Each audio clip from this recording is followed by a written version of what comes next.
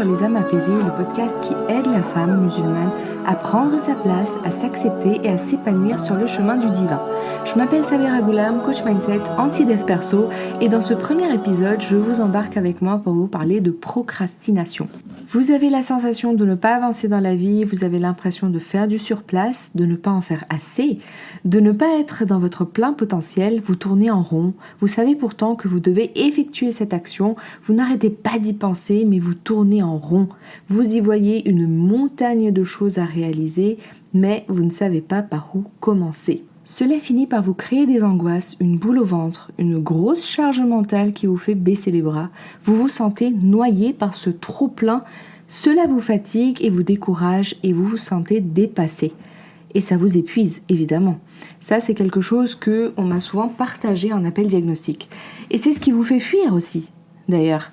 Vous retardez les choses et vous les repoussez en regardant, par exemple, cet épisode Netflix, d'accord ? En allant faire du rangement, en vous posant sur le canapé, à discuter avec tout le monde, sauf avec vous, pour ne pas vous retrouver seul, pour ne plus y penser. Et vous savez que c'est exactement dans ces moments-là que vous allez rattraper tous vos messages, alors que vous savez que ce n'est pas le plus urgent. Et c'est aussi à ce moment-là que vous allez peut-être ouvrir le frigo. Un peu comme ce que j'ai fait en rédigeant ce premier épisode, n'est-ce pas ? Donc, après ça, vous voyez, vous êtes face à vous. Devant cette deadline, par exemple, que vous ne pouvez plus éviter. Les choses se cumulent et votre angoisse grandit proportionnellement. Une semaine plus tard, voire un an plus tard, vous en êtes toujours au même point et là, vous décidez de prendre les choses en main en achetant par exemple une formation sur comment ne plus procrastiner, des astuces par-ci par-là pour avancer. Vous tentez d'imiter les autres et voir ce qui fonctionne ailleurs pour les appliquer chez vous. Sauf que ça ne fonctionne pas. Et là, vous ne comprenez pas pourquoi la recette qui marche ailleurs ne fonctionne pas chez vous.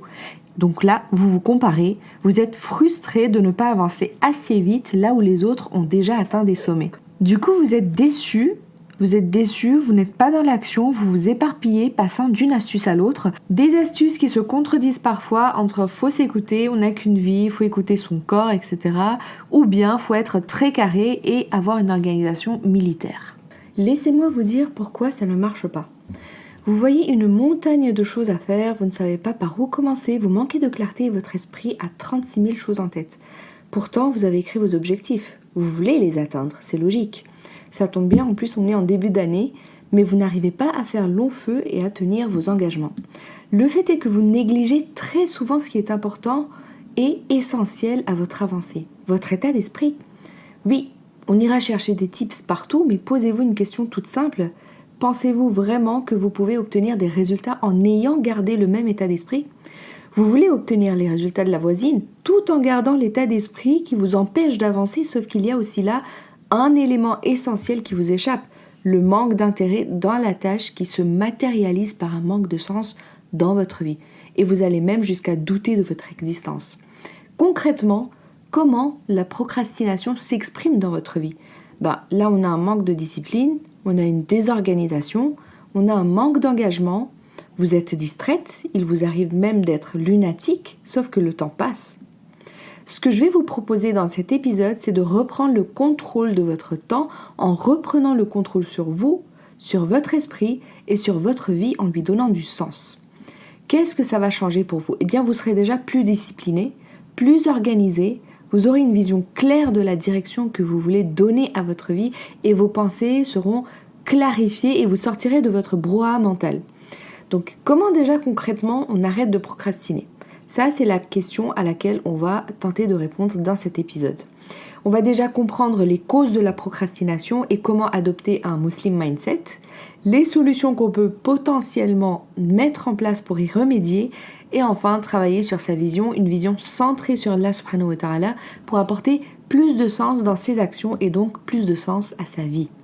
Restez jusqu'au bout de l'épisode parce que je compte aussi vous balancer quelques pépites spirituelles pour faire fleurir votre âme. Ça, c'est la petite touche du podcast Les âmes apaisées. Et juste avant de rentrer dans le vif du sujet, c'est l'occasion pour moi de vous annoncer officiellement l'ouverture de la boutique en ligne Pétales Spirituels où vous y retrouverez tous les éléments qui vous permettront de vous élever vers le divin, Inch'Allah, et de gagner en taqwa. Pour vous y rendre, le site c'est boutique.saberagoulam.com. Je vous mets le lien juste en dessous de l'épisode. Maintenant, parlons des causes et origines du perfectionnisme et comment adopter un Muslim mindset. Alors, la procrastination, qu'est-ce que c'est ? Eh bien, c'est un sujet qui nous touche toutes à un moment ou à un autre dans notre vie. Mais avant de plonger dans les conseils pratiques, commençons par définir ce que signifie réellement ce terme, comme ça on sera toutes sur la même longueur d'onde. Donc en termes simples, la procrastination, c'est comme mettre ses rêves dans le tiroir du plus tard. Voilà, c'est repousser à demain ce que l'on pourrait faire aujourd'hui. C'est cette sensation familière de remettre à plus tard des tâches importantes ou même des objectifs qui au fond tiennent une place essentielle dans nos vies. Ça, c'est vraiment le décalage entre ce que nous voulons accomplir et nos actions réelles. Et cela peut prendre différentes formes, que ce soit le fait de repousser la prière à plus tard, parce que j'ai ce rapport à rendre, ou bien parce qu'il me reste 7 minutes avant la fin de mon épisode. Voilà. Ça peut aussi passer par le fait de procrastiner sur ce business que vous souhaitez monter pour sortir du salariat, ou encore remettre à plus tard à l'apprentissage d'une nouvelle compétence, comme apprendre l'anglais, prendre des cours islamiques, voilà, apprendre l'arabe, etc., etc. Et la procrastination peut se glisser dans tous les aspects aussi de notre vie. Elle peut être causée aussi par plusieurs raisons, prenant pour racine des origines psychologiques, émotionnelles et comportementales. Et nous allons aborder ensemble les causes principales. Alors, on a tout d'abord la peur de l'échec. Donc cette peur qu'on a de ne pas être à la hauteur, de ne pas réussir, très liée au manque d'estime de soi, qui mériterait d'ailleurs qu'on s'y penche sur un autre épisode. Et cela me fait rappeler aussi, concernant la peur de l'échec, donc une cliente en coaching qui a écrit un appel à l'aide lorsque je l'ai eu en appel diagnostic parce qu'elle devait rendre son rapport de stage et qui était entrée dans un cycle infernal. On avait comptabilisé ensemble 27 heures de procrastination par semaine. Donc là, vous comprenez bien que c'était clairement la peur de l'échec. On a, juste après la peur de l'échec, la peur du succès. Ça, c'est l'autre cause de la procrastination dont on n'évoque pas souvent, qui est donc la peur du succès, lorsqu'on redoute les changements qu'on va subir en réussissant. Par exemple, si j'ai une promotion, je sais pertinemment qu'elle sera accompagnée de responsabilités, et qui dit responsabilité dit plus de travail, moins de temps en famille, terminer tard, etc., etc. Donc ça peut entraîner aussi un auto-sabotage inconscient qui nous fait traîner des pieds pour réaliser nos projets, nous poussant à procrastiner pour éviter de faire face à ces changements. Ici, mes belles âmes, mettez-vous bien dans la tête que n'adviendra que ce qu'Allah aura décrété pour vous, ni une ni deux. La réussite, elle n'est pas entre nos mains. Les causes à mener, elles le sont. Et c'est dans l'effort que Allah subhanahu wa ta'ala récompense. Le résultat dépend de trop de paramètres et il est impossible de s'en attribuer les mérites d'ailleurs. C'est tout simplement le tawhid, l'unicité d'Allah. Toute action est initiée ou décrétée par Allah subhanahu wa ta'ala. Et comme on parle de succès ici, sachant que c'est Allah qui accorde le succès, c'est un risque venant de Allah. Le risque n'étant pas exclusivement financier. En refusant le succès à votre porte, sachez que vous refusez un cadeau de la part de Allah. Et tout ce que vous avez comme bienfait provient de Dieu. Puis, quand le malheur vous touche, c'est lui que vous implorez à haute voix. Le Coran, sourate 16, verset 53. Donc là, on comprend bien que refuser ce cadeau, c'est montrer son ingratitude. Attention, tout signe d'ingratitude mène au retrait du bienfait ou à sa perte. Donc lorsque Allah nous offre des compétences, des ressources ou qu'il met face à nous des opportunités, c'est pour qu'on les reconnaisse, pour qu'on les saisisse, pour contribuer dans le plan divin. Apprenez à voir grand, plus grand que soi, plus grand que son ego, à voir au-delà. Reconnaissez la toute-puissance de Allah. Tout est marqué dans le Coran.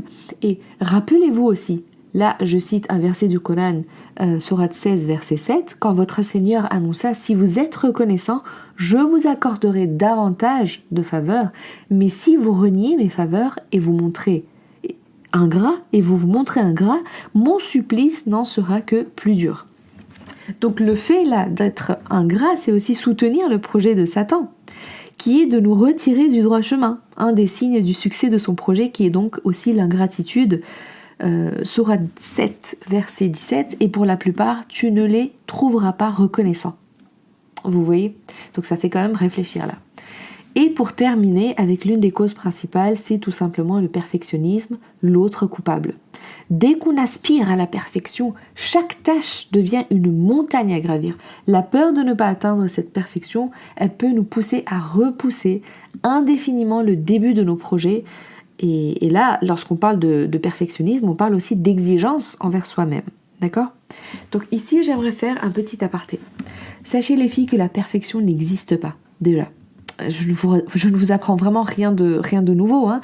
Le seul et unique être parfait, c'est Allah subhanahu wa ta'ala, parce que qui dit perfection dit rester dans un état de stabilité, un état où l'on n'évolue plus. Or, qui est le plus parfait des plus parfaits ? C'est Allah subhanahu wa ta'ala à qui l'on peut attribuer ce mérite de la perfection absolue dans tous les aspects et qui exclut toutes sortes d'imperfections. Voilà pourquoi on dit Subhanallah. Subhanallah, parce que cette perfection implique que c'est Allah et lui seul qui mérite toute adoration et toute gloire.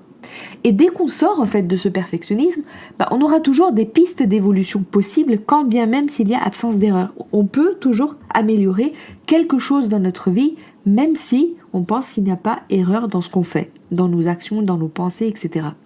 Et si on réfléchit bien, les cellules qui vous composent depuis votre naissance, elles ne sont plus les mêmes aujourd'hui. Elles ne sont plus là en fait. Tout autour de nous évolue, tout a un début et tout a une fin, sauf lui. Et en y pensant, Allah ne nous demande pas la perfection, bien au contraire. Justement, en tant qu'être humain, nous n'avons pas été créés parfaits pour pouvoir tendre vers la perfection. Ce n'est pas l'homme qui est parfait, c'est la création de l'homme qui est parfaite. Donc là, je répète, ce n'est pas l'homme qui est parfait, c'est la création de l'homme qui est parfaite, à savoir qu'il a été créé pour évoluer. Allah nous demande le ihsan, atteindre l'excellence. Donc, grosso modo, le ihsan, c'est quoi ? C'est faire mieux qu'hier. Voilà. En tout cas, tous ces verrous psychologiques et émotionnels ont pour conséquence des comportements qui vous empêchent de donner vie à vos projets et qui finissent par alimenter le doute de soi. Chaque tâche remise à plus tard devient une piqûre à notre confiance en soi. Et au fil du temps, cela peut entraîner une perte de foi en ses capacités. Et c'est là qu'intervient la vision.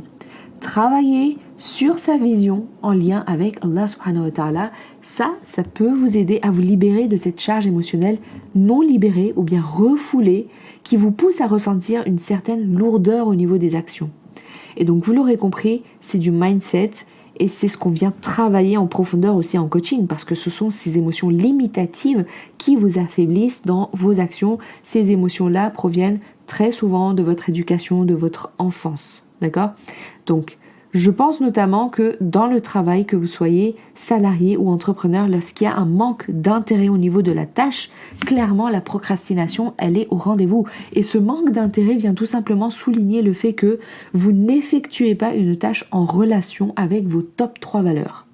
Et en tant que musulmane, vous comprenez bien que plus vos valeurs personnelles se rapprochent des valeurs islamiques et plus votre volonté et celle de Allah subhanahu wa ta'ala s'entremêlent. Plus elles s'unifient et plus vos actions reflètent celles que Allah subhanahu wa ta'ala attend de nous, attend de vous. Okay? La confiance en Allah et la conviction que chaque étape que vous entreprenez est soutenue par sa volonté à lui en recherchant son approbation.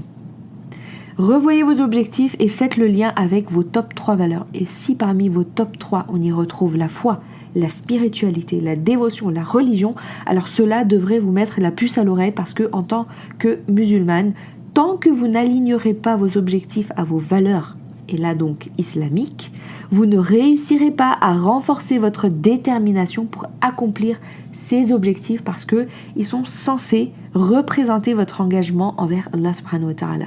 Prenez chacun de vos objectifs et faites-en des objectifs spirituels.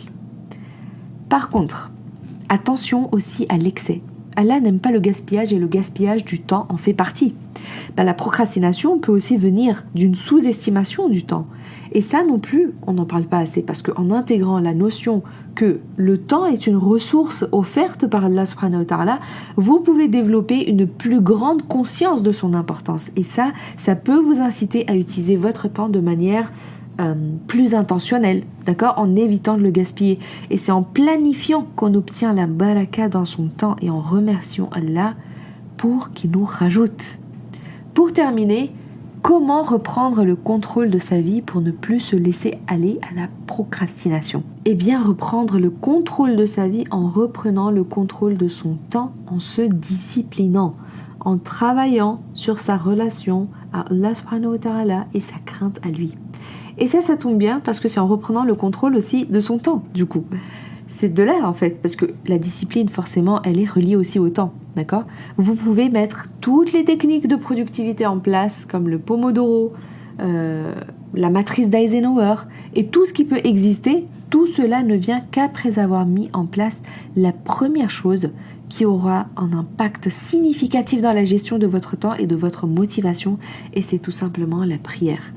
La salate permet de structurer sa journée, de ponctuer sa journée avec un rendez-vous avec le Seigneur pour aller puiser en lui la force et l'énergie qui nous manque pour effectuer nos tâches qu'on a tant de mal à commencer et à terminer. La salade permet de travailler sur son focus et sa concentration parce que cela requiert une présence totale dans le moment. Et en développant cette capacité de concentration à travers la prière, vous pouvez également renforcer votre capacité à vous concentrer sur d'autres tâches. Et cette discipline dont vous avez besoin, c'est la prière qui vous la donnera. La salade peut vous aider à développer une mentalité de résilience, d'accord? Et de courage pour vous aider à surmonter vos challenges au lieu de les éviter.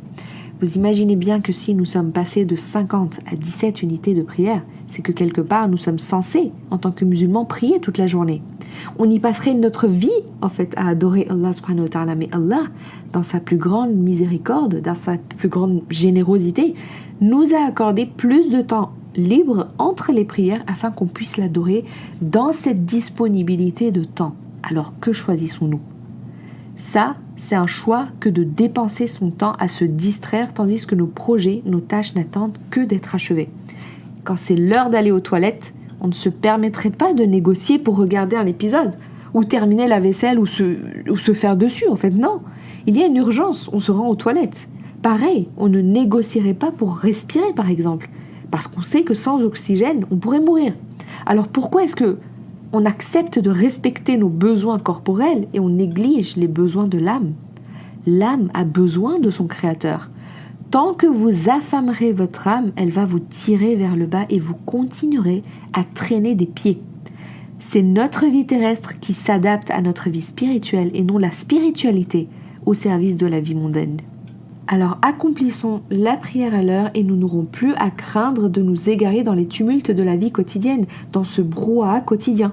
Et c'est en alignant nos actions sur les rythmes de la prière que le chemin droit vers notre objectif va se dessiner automatiquement parce que vous allez gagner en paix intérieure et c'est dans la paix qu'on trouve la clarté d'esprit pour mener à bien nos actions. Voilà en tout cas pour ma part les filles, pour résumer, voici ce qu'on a vu pour lutter contre la procrastination. Premièrement, le travail sur soi en adoptant le Muslim Mindset permet de faire un nettoyage émotionnel et clarifier sa vision dans ce qu'Allah attend de soi en unifiant la volonté de la toute-puissance à la nôtre, renouer avec Allah, renforcer sa connexion à lui et travailler sur son omniprésence dans tous les éléments que compose notre vie et enfin se discipliner en commençant par le dogme, à savoir les 5 prières quotidiennes à l'heure. Vous pouvez aussi rajouter le dhikr pour apporter plus de tranquillité dans le cœur parce que c'est dans la paix qu'on ressent la fluidité dans nos actions. Okay? Et parce que c'est à Allah qu'appartiennent les noms les plus beaux. Voici la pétale spirituelle de cet épisode. Je vous propose de guérir à travers les noms de Allah subhanahu wa ta'ala.